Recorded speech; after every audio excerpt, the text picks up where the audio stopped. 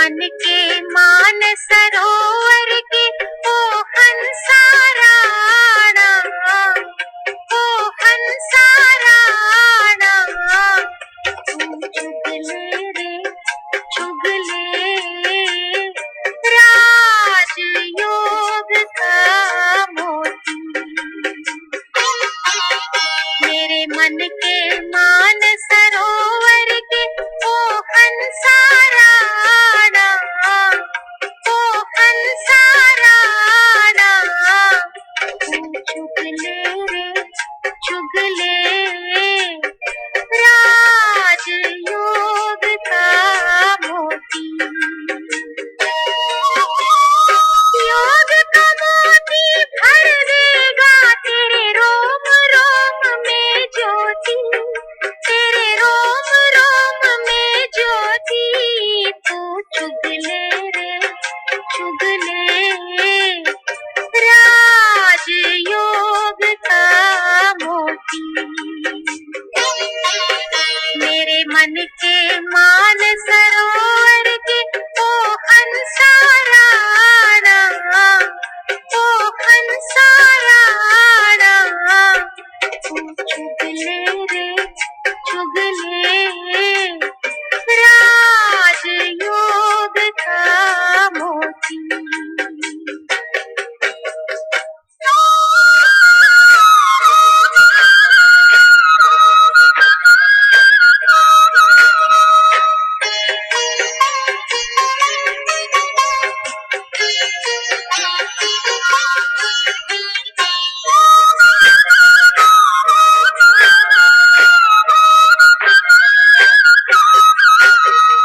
राजयोग से आता जीवन में अनुशासन, जीवन में अनुशासन।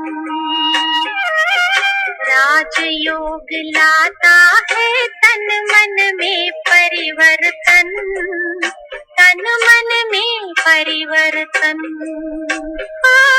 राजयोग की दिव्य साधना हर विकार को धोती, हर विकार को धोती। तू चुगले रे चुगले राजयोग का मोती। मेरे मन के मान सरोवर के ओ हंसाराणा, ओ हंसाराणा। तू चुगले रे चुगले राजयोग का मोती।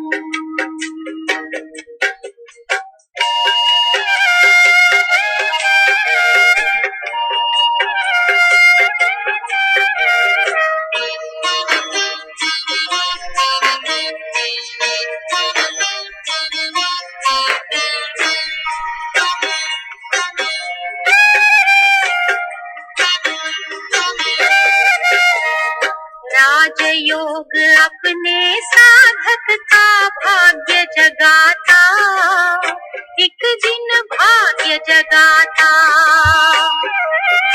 राजयोग आत्मा को शिव बाबा से मिलाता, शिव बाबा से मिलाता। जिसके पास ये मोती उसकी किस्मत कभी न सोती, किस्मत कभी न सोती। तू चुगले रे चुगले राजयोग का मोती। मेरे मन के मान सरोवर के ओ हंसाराणा,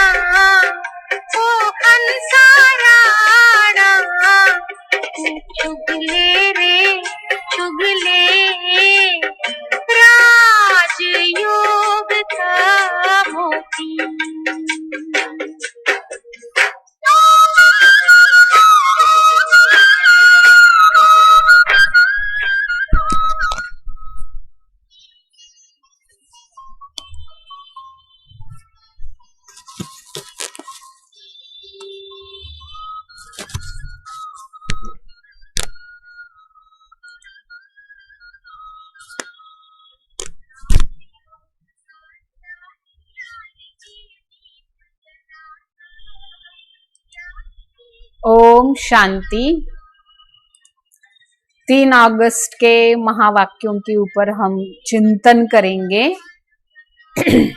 तो विशेष बाबा ने इसमें समझाया है कि भगवान हम बच्चों को रोज के रोज याद प्यार देते। पहले भगवान हमें गुड मॉर्निंग करते, पहले परमात्मा हमें नमस्ते करते, फिर रेस्पॉन्स में नंबरवार पुरुषार्थानुसार, है ना, जिसकी दिल में आया तो वो रेस्पॉन्स करते हैं। बाबा को भी गुड मॉर्निंग करेंगे, नमस्ते करेंगे। तो ये बातें जरूर होती है। तो विशेष बाबा ने समझाया कि भगवान मुझे याद करे, भगवान इतनी करोड़ों आत्माओं से मुझे ही प्यार करे, तो मेरे अंदर भी कुछ ऐसी खूबी होनी चाहिए। तो भगवान परमात्मा बाप हमें खुद समझा रहे कि कौन सी खूबी हो, आप सेवा योग्य बनो और ईश्वरीय सेवा करते रहो। अपने तन से, मन से, धन से, अपने संकल्प, श्वास, समय लगाकर, मनसा से, वाचा से, कर्मणा से, जिसको जितना आता है, और नहीं आता तो योग्य बनो और करते रहो। क्योंकि कल्याणकारी पुरुषोत्तम संगम युग पर हमारा जन्म हुआ है, ईश्वर ने हमें एडॉप्ट किया है। तो शिव बाबा चाहते कि इस जीवन में हम सेवा कार्य करते रहे और उन सेवाओं के लायक बने, योग्य बने। तो जरूर परमात्मा से हमें, भगवान से हमें याद प्यार मिलती रहेगी। भगवान मुझे याद करेगा, मुझे प्यार करेगा। तो समझा सभी को, खास अंडरलाइन करो कि मुझे सेवा के लायक बनना है और सेवा करनी है। क्यों? क्योंकि परमात्मा मुझे याद करे। चाहते हो आप ऐसे? सारी दुनिया उनको याद करती है, लेकिन भगवान किसे याद करते? जो ऐसे सेवा के योग्य बने हैं और निरंतर सेवा में लगे लगे ही रहते हैं। अब देखो, यहाँ पर जो भी सेवाएं होती है, रूहानी सेवा होती। कौन सी सेवा? रूहानी सेवा। तो रूह माना उसको कोई हाथ नहीं, पाव नहीं, कुछ नहीं। तो रूहों की सेवा कैसे करेंगे? तो जरूर मन बुद्धि से करेंगे। लेकिन कैसे होती वो सेवा? मन बुद्धि को हमें ज्ञान से भरपूर बनाना है, और जब खुद भरपूर होंगे तभी हम दूसरों को दान कर सकेंगे। तो बाबा यही चाहते, ज्ञान सागर रोज हमारे पर इतनी ज्ञान वर्षा करते हैं। तो हमें ज्ञान से सदा भरपूर रहना है। जैसे नदियां होती है, नदियों में भी पानी बादल से ही आता है, वैसे ज्ञान सागर से निकली हुई। तो बाबा समझाते हैं, आप ऐसे बादल भरपूर हो जाओ और जहां तहां ज्ञान की वर्षा करते रहो। बाबा ने एक प्रश्न पूछा कि कौन सा नशा भरे हुए बादलों को भी उड़ाकर ले जाता है, बरसने नहीं देता।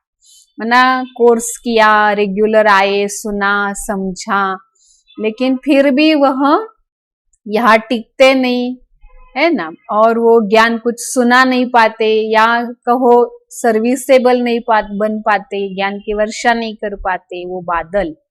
तो किस कारण, कौन सा ऐसा कारण बना? तो बाबा ने समझाया कि फालतू नशा उनको चढ़ता है। कौन सा नशा होता है फालतू नशा? अभिमान का, देह अभिमान। तो बादल भरा है, माना बहुत सारा ज्ञान उन्होंने समझा है, लेकिन वो बादल बरस नहीं पाते, उड़ जाएंगे, आएंगे और चले जाएंगे। उनको ज्ञान दान करने की सेवा आएगी नहीं और कर भी नहीं सकेंगे। और चलो किसी ने बहुत फोर्स भरा, या वो भी ईर्ष्या में आगे में करके ही दिखाती, तो बरसेंगे जरूर, लेकिन वो बाबा कहते सेवा के बदले और ही डिसर्विस ही करते रहते हैं, है ना। तो ये देहाभिमान का उल्टा नशा जो चढ़ा, तो देखो सेवा के बदले क्या होता है, और ही डिसर्विस हो जाती है। बादल बरसेंगे भी तो भी फायदा नहीं होगा, एक तो बरसना आएगा नहीं, और बरसे तो भी डिसर्विस ही होगी।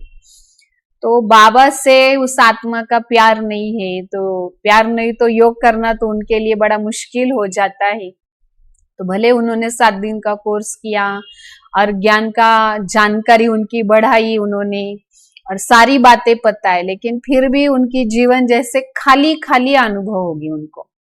तो खाली बादल, ऐसे जो खाली है, जिनका भगवान से प्यार नहीं, अपने ही उल्टे अभिमान के नशे में, पद पोजीशन का नशा या और भी कई नशे होते हैं, तो उस कारण क्या होता है, वो उल्टे नशे के कारण वो भर ही नहीं पाते और ऐसे खाली बादल अनेकों का कल्याण नहीं कर सकते। खाली बैठे हैं ना, सिर्फ खाली खाली, है ना, जैसे कहेंगे ना कि उनको कुछ काम ही नहीं, काम खाली ऐसे बैठे रहते, तो ऐसी अवस्था उन्हों की हो जाती है। तो बाबा उसमें खास मुरली में समझाया बाबा ने। तो जैसे देखो बरसात कम हो जाती है तो क्या होता है, सागर के ऊपर बादल नहीं होते, वो ठंडे हो जाते। तो यहाँ पर भी बरसात नहीं कर पा रहे क्योंकि वो बादल ठंडे बादल हो गए, इसलिए बरस नहीं पाते हैं। बाबा चाहते यही है कि मेरे सारे बच्चे बादल बनके सब खुद रिफ्रेश हो जाओ और औरों को भी रिफ्रेश करते रहो, वर्षा बरसाते रहो, है ना। और अगर बरसात नहीं करते हैं तो वो क्या है, खाली बादल। और जो ज्ञान की बरसात करते हैं वो ज्ञान के बादल, भरे हुए बादल। तो ज्ञान के बादल बनना है, खाली बादल नहीं बनना। ज्ञान के बादल क्या करेंगे बताओ, खुद भी बरसेंगे, औरों को भी औरों को भी रिफ्रेश करते रहेंगे बरस करके। खुद रिफ्रेश होंगे, दूसरों को भी जाकर रिफ्रेश करेंगे। और खाली बादल है तो वो तो उनका बाबा से प्यार नहीं, तो योग नहीं, तो अनेकों का कल्याण कैसे करेंगे। फिर वो क्या करते, तो और ही डिससर्विस। तो बादल देखो है सब बाबा के बच्चे बादल, लेकिन सब है नंबरवार। कई कई बादल ऐसे जोर से बरसते हैं और फिर क्या होता है, बादल बरसे तो चारों ओर हरियाली हो जाती, सब रिफ्रेश हो जाते हैं। तो ऐसे यहाँ भी जिनके अंदर बुद्धि में इतना ज्ञान भरा है, इतनी समझ जिन्होंने जीवन में धारण की, तो ऐसे बादल बाबा कहते कभी छिपे नहीं सकते। तो उनको तो फिर ऐसे नहीं कि मुझे कोई कहे और फिर मैं जाकर सेवा करूं, ये उनको इंतजार नहीं रहेगा, लेकिन वो हर घड़ी सेवा में तत्पर ही रहेंगे, क्योंकि बादल है ना, तो बादल आए ही है, बने ही है बरसने के लिए। तो हमें क्या करना है, बादल बन के ज्ञानी बादल बनो, ज्ञान के बादल, खाली बादल नहीं। तो बाबा ने उससे खास समझाया, देखो कहाँ कलराठी जमीन है, तो वहां जाना है और उसको हरा भरा कर देना है। तो कौन सा, मतलब जहां जहां जो ठंडे, वहां जाकर हमें बरसते रहना है, उनको भी चार्ज करना है।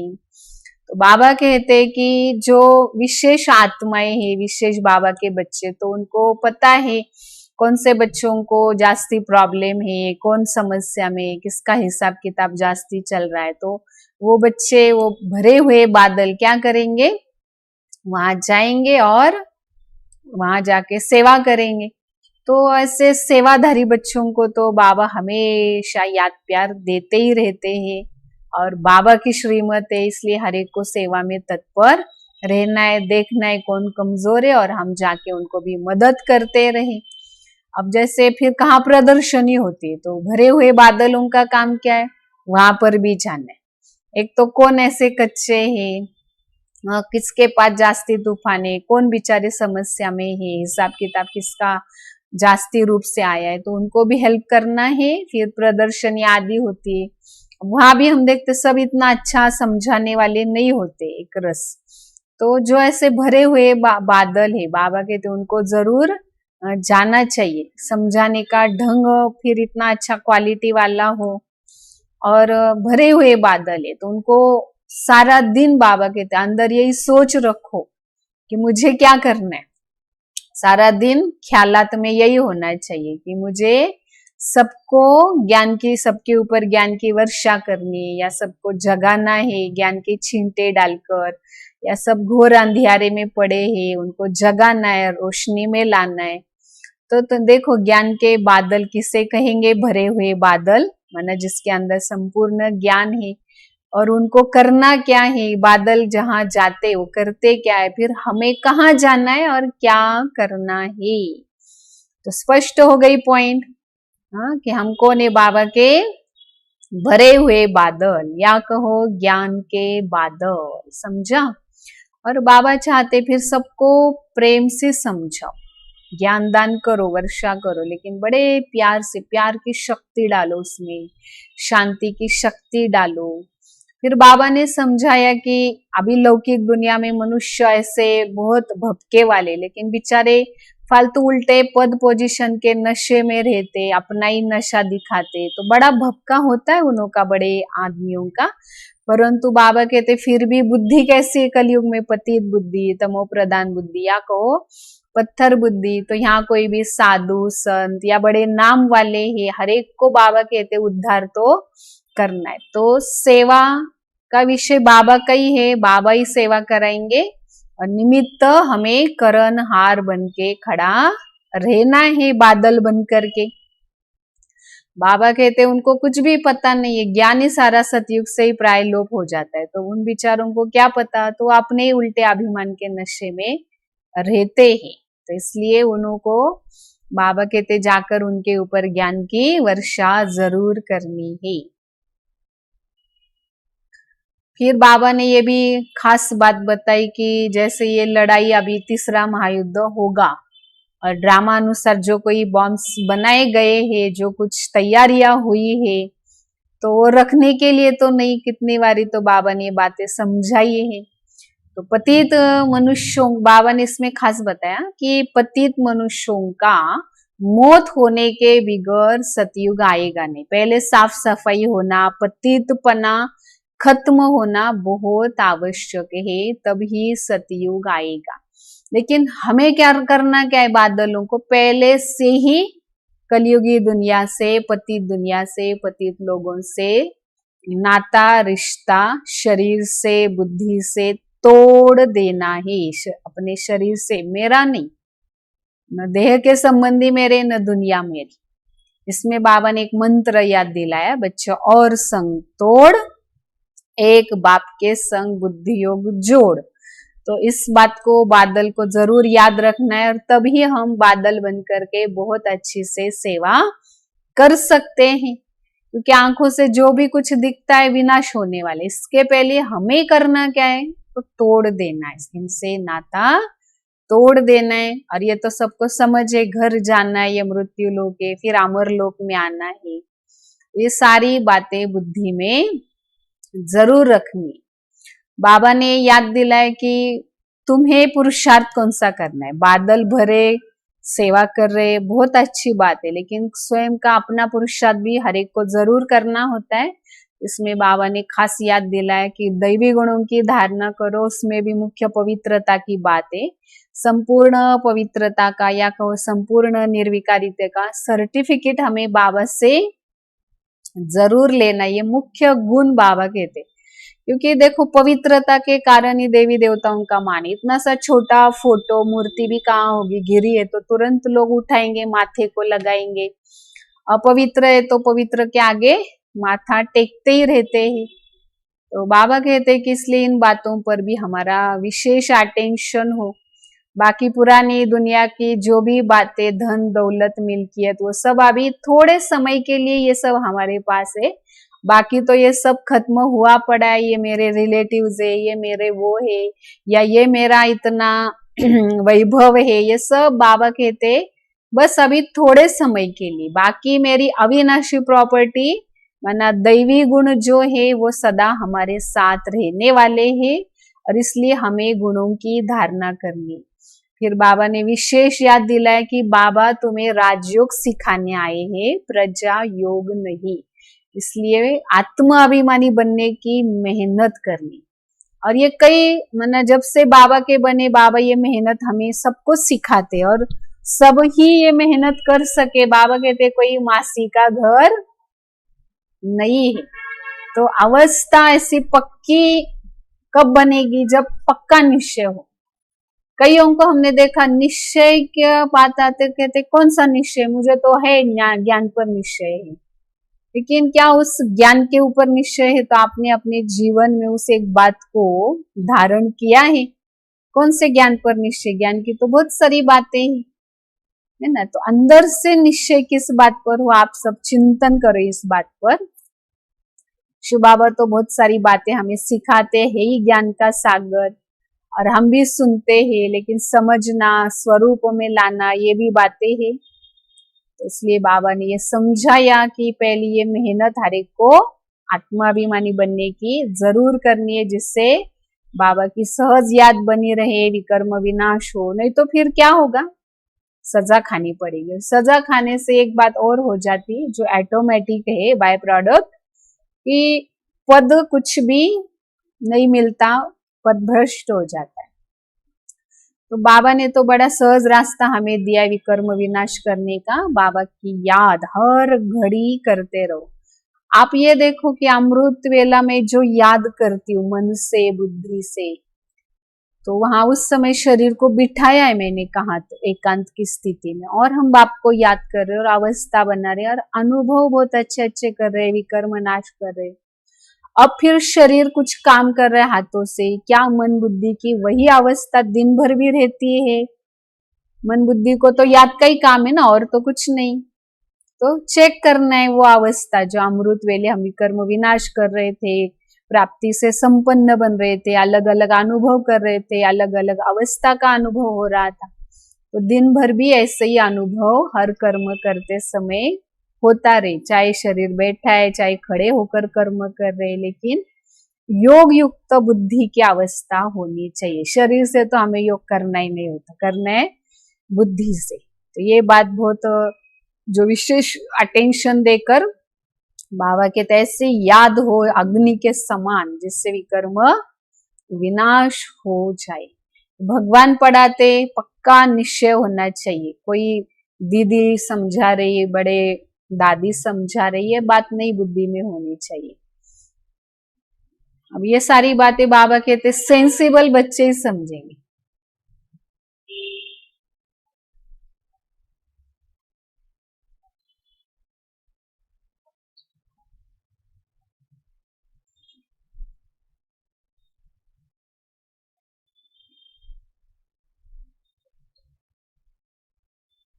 तो बाबा ने विशेष याद दिलाया कि बाबा साजन भी है और साजन के साथ घर जाना है।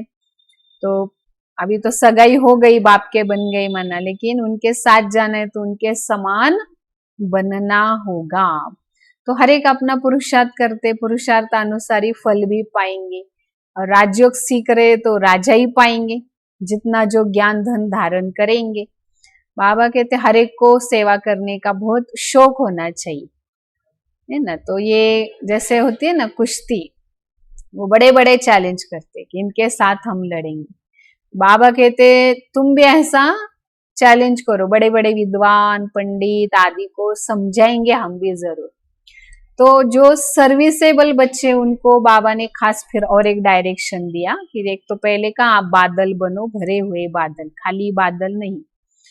और दूसरा जो बाबा ने समझाया कि सर्विसेबल बच्चे को आराम से सोना नहीं है, आराम यहाँ हराम है।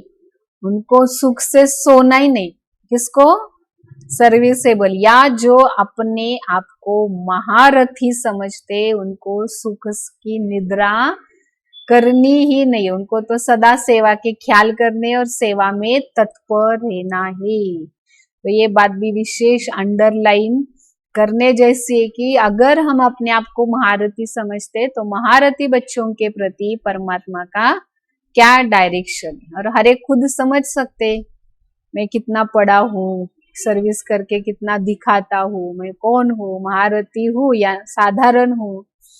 और अगर महारथी है, भरे हुए बादल है, तो वो बरसने के बिना रह नहीं सकते, और नहीं बरसते तो वो खाली बादल बाबा कहते क्या काम के। और हर एक को अपनी समझ तो होती है ना, मैं कौन हूँ, महारथी हूँ या साधारण हूँ। बाकी उल्टा नशा भी होता है ना, होते साधारण, कुछ करते नहीं, लेकिन अभिमान में आकर। तो बाबा कहते अगर ऐसे उल्टा नशा रखते हैं ना ढंग से अपनी चेकिंग नहीं करते और अपने आप को फिर भी महारथी समझते, तो ऐसे उल्टा नशा रखने वाले वो बच्चे तो हमेशा के लिए अपना पद गवा देते ही।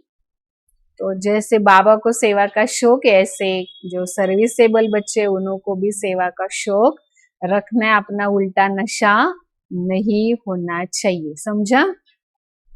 तो ये आपको कला सीखनी पड़ेगी ईश्वरीय सेवा करने की, क्योंकि ये हमारी रूहानी सेवाएं है, मन बुद्धि से जो की जाती है, और जिनकी बुद्धि में ज्ञान रत्न ठहरते ही नहीं, ऐसी अपवित्र पतित बुद्धि है, तो वो फिर बरस नहीं पाते। बाबा कहते जो सुना नहीं पाते, भाषण करना समझते ही नहीं कैसे करना है, तो समझा नहीं सकते, वो थोड़ी ऊंच पद पा सकते।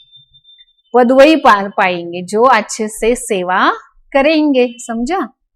तो बाबा कहते सेवा क्या करो, अगर सामने से नहीं समझा सकते तो आजकल क्या हर एक के पास मोबाइल है, मोबाइल से रोज मैसेज भेजो, या फिर मोबाइल से किसी न किसी को रोज आप समझाते रहो कि आप कौन हो, बादल हो, ज्ञान के बादल, तो बरसना ही बरसना है। या फिर लिखो, मैसेज लिखना है उसके ऊपर, और लिखत में कुछ उनको भेज दो, क्योंकि ज्ञान के बिगड़ तो किसी का भी कल्याण हो नहीं सकता, इतना आप पक्का समझ।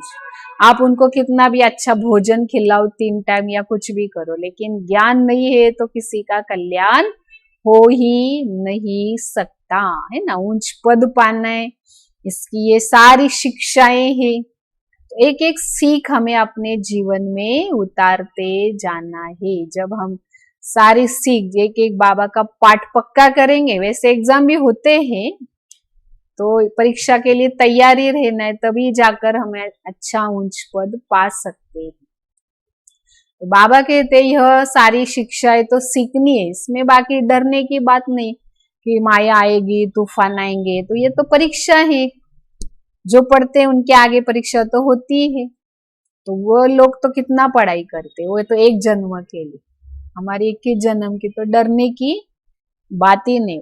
कैसे भी पढ़ करके माया आए, कितना भी परीक्षा ले, डरना नहीं होता है।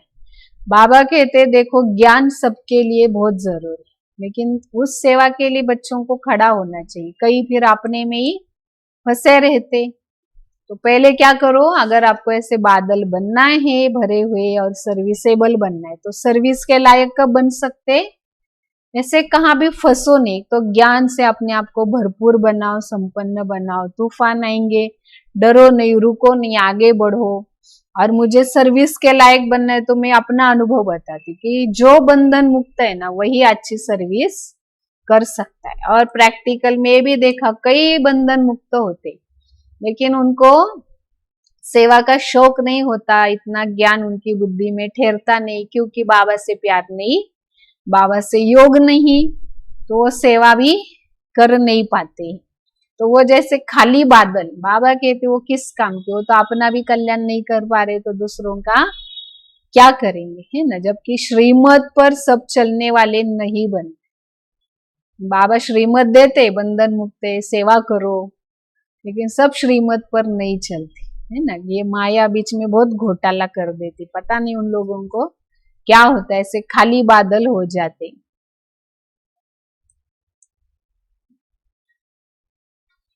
अंदर शौक होना चाहिए ना ये सब करने का। बाबा अभी समझे कि ये तो बालिग हो गए, तो गुटखा क्यों खाना चाहिए, बहुतों का कल्याण में तत्पर हो जाना है। जैसे बाबा सदा सेवा करते ही रहते, तो सच्ची सेवा करके मनुष्यों को देवता बनाना है, लेकिन वो नशा ही नहीं छड़ता उनको, मैं भी सेवा करूं, इतना बाबा रोज सिखाते, सेवा के प्रति सारी मुरलियां होती है, लेकिन समझता ही नहीं। क्यों नहीं समझता, चांस क्यों नहीं ले पाते वो, क्योंकि बुद्धि ही ऐसी रजो प्रधान, इसलिए ज्ञान बुद्धि में ठहरता नहीं, है ना।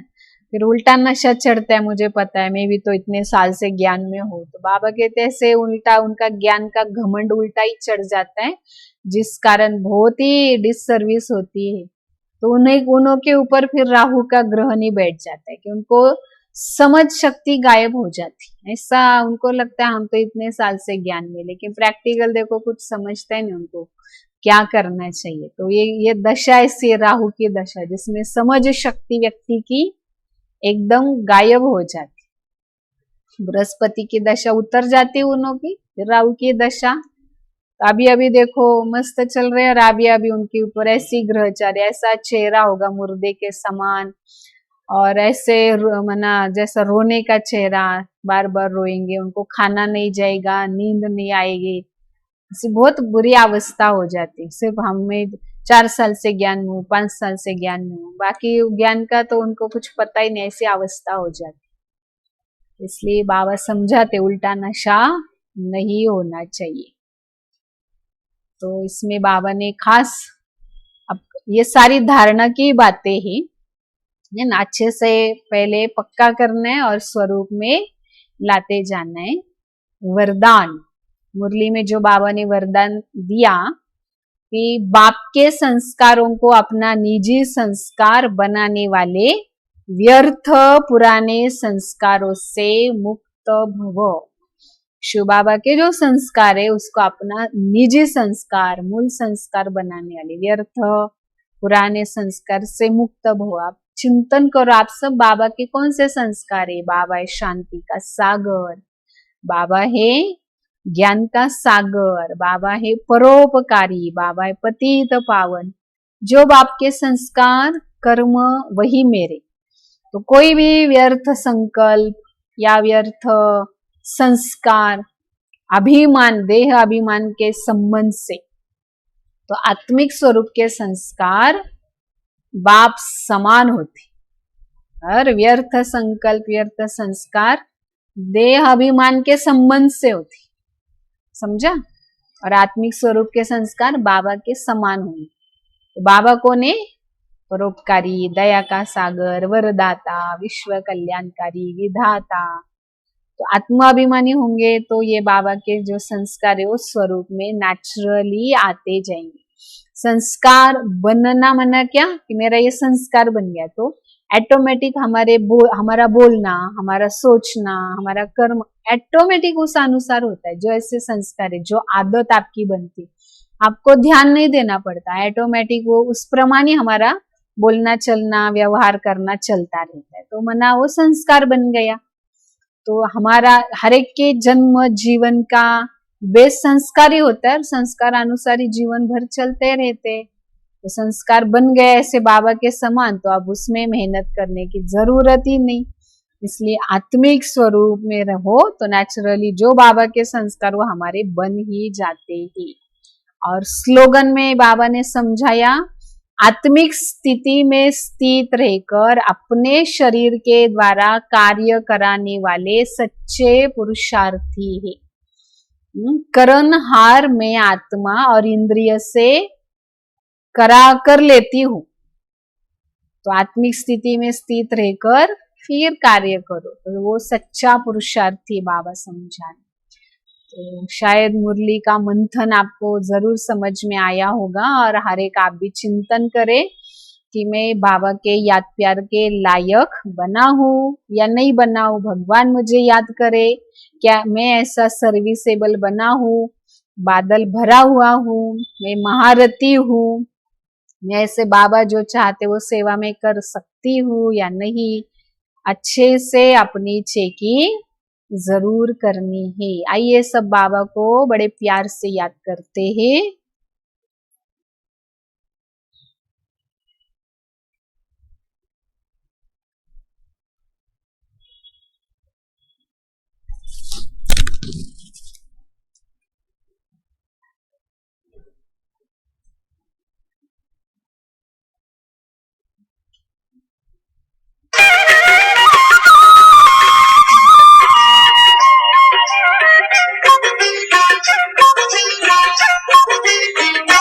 बांधो बांधो बांधो बांधो बांधो बांधो बांधो बांधो, हो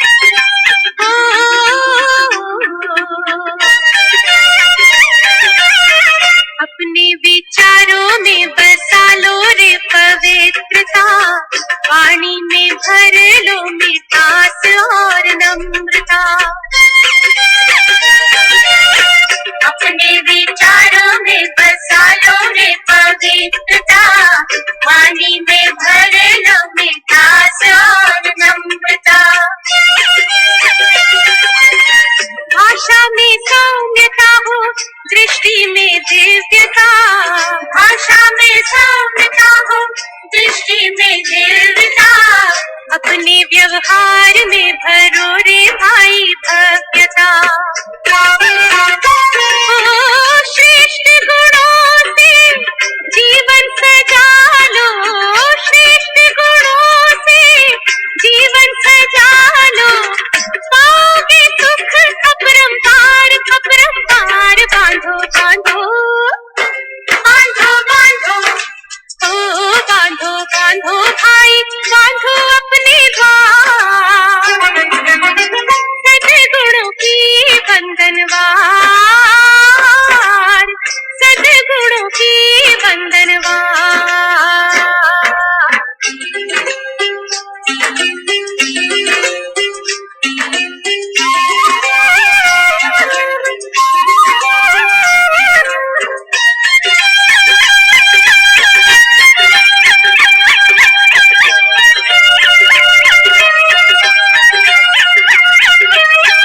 भाग्य से भाई तुमने जिंदगी ये पाई, शुभ कर्मों की कर लो कमाई। भाग्य से भाई तुमने जिंदगी ये पाई, शुभ कर्मों की कर लो कमाई। मन में सफाई रखो, होठों पे सच्चाई, मन में सफाई रखो, होठों पे सच्चाई। सबकी मदद करो, सबकी भलाई।